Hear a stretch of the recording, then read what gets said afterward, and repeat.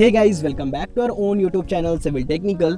तो दोस्तों, आज हम लोग बात करने वाले हैं कि कंस्ट्रक्शन साइट पे मटेरियल वेस्टेज कैसे होती है। ठीक है, आप कोई भी कंस्ट्रक्शन वर्क उठा लो, ड्रेन कंस्ट्रक्शन हो गया, ब्रिज कंस्ट्रक्शन हो गया, कॉम्प्लेक्स बिल्डिंग, रेसिडेंशियल बिल्डिंग, दो चीज़ों पे ना फ्रेंड्स सबसे ज़्यादा पैसे लगते हैं। पहला जो डिपार्टमेंट हो जाता है वो होता है आपका लेबर, ठीक है, और दूसरा हो जाता है हमारा बिल्डिंग मटेरियल। इन दो चीज़ों में ना सबसे ज़्यादा पैसा हमारा लग जाता है। ठीक है, अभी लेबर में अगर आप सबसे ज़्यादा इन्वेस्ट करते हो और अगर आप उससे आउटपुट नहीं निकाल के ला रहे हो तो क्या होगा कि आपको नुकसान बहुत बहुत बहुत ज़्यादा होगा, या बोल दो कि आपका पैसा बहुत ज़्यादा यहाँ पे बर्बाद होने वाला है, क्योंकि आप उसको हाई पेमेंट कर रहे हो। ठीक है, और उसके बाद भी उससे आउटपुट नहीं निकल रहा, तो मतलब आप नुकसान में हो, आप घाटे में हो। उसी तरीके से हमारा जो बिल्डिंग मटेरियल है, आपके पास सीमेंट हो गया, रीइंफोर्समेंट स्टील हो गया, फिर आपका शटरिंग प्लेट वगैरह हो गया, तो अगर आप इसको प्रॉपर्ली टेक केयर नहीं करते हो तो ये वेस्ट होता है। और मैंने पहले बोला कि सबसे ज़्यादा इन्वेस्टमेंट है। स्टील आप जान रहे हो कितना महंगा है, शटरिंग प्लेट महंगा है, सीमेंट बैग आपका मार्केट में महंगा है, और उसके बाद अगर साइट में आप उसको वेस्ट कर देते हो तो इसका जो नुकसान जो होता है ना, इसका जो पैसा बर्बाद होता है वो काफ़ी ज़्यादा हो जाता है। ठीक है, तो हमें प्रॉपरली कोशिश करनी है कि इसको हम लोग प्रॉपर टेक केयर रखें, कोशिश करें मैक्सिमम टू मैक्सिमम कि ये बर्बाद ना हो। क्योंकि देखो, कंस्ट्रक्शन साइट में होता ये है ना कि आप चाहकर भी जीरो तो नहीं कर सकते हो। मतलब अगर आप ये चाहोगे कि हम 0% कर दें, ये पॉसिबल नहीं है। इसलिए आपका जो IS कोड भी है ना, उसने भी एक परसेंटाइल रखा है कि ठीक है, आप इसके ऊपर नहीं जा सकते हो। फॉर एग्जांपल कि आप रीइंफोर्समेंट स्टील उठा लो, तो उसमें जो आपका वेस्टेज रखा गया है वो रखा गया 3%। अब 3% तक कर हो सकता है, क्योंकि बोला ना, इसको आप चाह के भी रोक नहीं सकते हो। 3% एक्सेप्टेबल है, अबव 3% नॉट एक्सेप्टेबल। और अगर आपका जो डाया है वो हायर डाया का है, लाइक 25 mm से ऊपर का है, तो 5%, उसके बाद नॉट एक्सेप्टेड। ठीक है, तो ये साइट पे बहुत इंपॉर्टेंट होता है कि अगर आपका कंस्ट्रक्शन का वर्क चल रहा हो तो आप भी ये चीज़ों को जाकर देखें, चेक करें, और आप इंजीनियर हो तो आप भी इस चीज़ को चेक करें वहाँ के कि आपका कोई मटेरियल तो ऐसा नहीं है कि जो बर्बाद हो रहा है। ठीक है, सो अब हम लोग यहाँ पे देखते हैं कि यहाँ पे क्या हो रहा है। तो यहाँ पे इन्होंने सबसे बड़ी मिस्टेक ये की है कि इन्होंने इनका जो शटरिंग मटेरियल है, बांस है और शटरिंग प्लेट है, जो कि लकड़ी का है, और जो इनकी रीइंफोर्समेंट यानी कि जो स्टील की रीइंफोर्समेंट है, उसको इन्होंने छत पे ऐसे खुले में रख दिया, जो कि बहुत गलत प्रोसेस है। ज़्यादातर मैक्सिमम जितने भी बिल्डिंग मटेरियल है उसको कभी भी ऐसे खुले में नहीं रखते। ठीक है, अभी देखो, खुले में रखने से होता क्या है कि बहुत चांसेस है कि कभी भी ये मॉइस्चर के कॉन्टैक्ट में आ सकते हैं, और मॉइस्चर के कॉन्टैक्ट में आने से आपका शटरिंग प्लेट भी बर्बाद होगा और साथ साथ आपका रीइंफोर्समेंट मटेरियल भी बर्बाद होता है। ठीक है, अब मैं दोनों को अलग अलग करके समझाता हूँ कि दोनों मटेरियल बर्बाद कैसे हो रहे हैं। हमारा जो यहाँ पे रीइंफोर्समेंट मटेरियल है वो है स्टील, और स्टील जब भी मॉइस्चर के कांटेक्ट में आता है तो उसमें जंग लगना चालू हो जाता है, मतलब उसमें रस्ट आना चालू हो जाता है, और जंग लगने से, रस्ट होने से स्टील की जो स्ट्रेंथ क्वालिटी है वो डिग्रेड होना चालू हो जाती है, और ऐसे स्टील को किसी भी कंस्ट्रक्शन वर्क में बिल्कुल भी यूज़ नहीं किया जाता है। ये भी एक इम्पॉर्टेंट रीज़न बन जाता है कि आप स्टील को ओपनली स्टोर करके ना रखो, इन्वायरमेंट एक्सपोज करके आप उसको नहीं रख सकते हो, क्योंकि अगर ये ओपन एरिया में रहेगा तो कभी भी बारिश हो सकता है, और बारिश होगा तो फिर वो मॉइस्चर के कांटेक्ट में आएगा, और मॉइस्चर के कांटेक्ट में आने से स्टील में रस्टिंग चालू हो जाएगी, और अल्टीमेटली आप उसको कंस्ट्रक्शन वर्क में यूज़ नहीं कर सकते हो,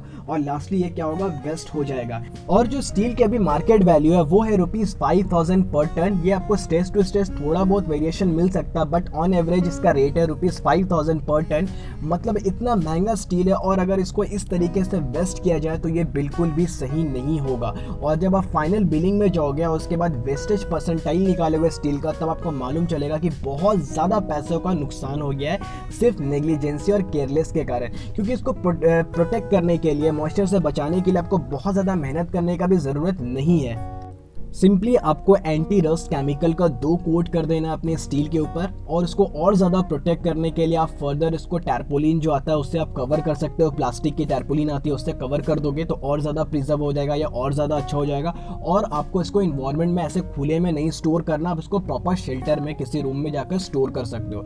इससे क्या होगा, ये रस्ट फ्री हो जाएगा, और हमारा जो इतना सारा पैसा बर्बाद हो रहा है वो इतना सारा पैसा बर्बाद नहीं होने वाला है। तो ये थी स्टील के ऊपर। अब हम लोग बात करने वाले शटरिंग के बारे में। सो आप देख सकते हो यहाँ पे कि जो हमारा शटरिंग मटेरियल है वो पानी में भीग रहा है। तो लकड़ी अगर पानी में भीगता है तो उसके साथ 2 चीज़ें होती है। पहली चीज़ ये होती है कि लकड़ी की स्ट्रेंथ घटने लगती है।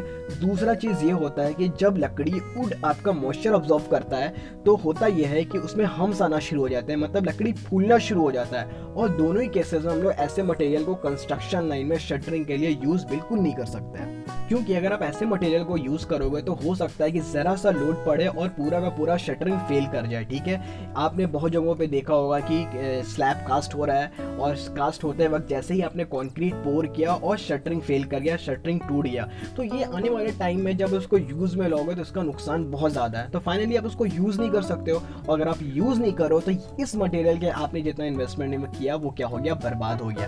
दूसरी चीज़ है कि हम्स आने से, लकड़ी फूलने से भी इसको प्रॉपरली जब आप शटरिंग करते हो ना, तो आपका जो प्लेट होना चाहिए वो पूरा का पूरा समतल होना चाहिए, पूरा लेवल में होना चाहिए, वर्टिकली भी और हॉरिजॉन्टली भी, ताकि अच्छे से कास्टिंग हो जाए। लेकिन इस पर अगर हम्स आते हैं, प्लेट टेढ़ा हो जाता है, दब जाता है, तो ऐसे भी प्लेट को हम लोग शटरिंग वर्क के लिए बिल्कुल यूज़ नहीं कर सकते।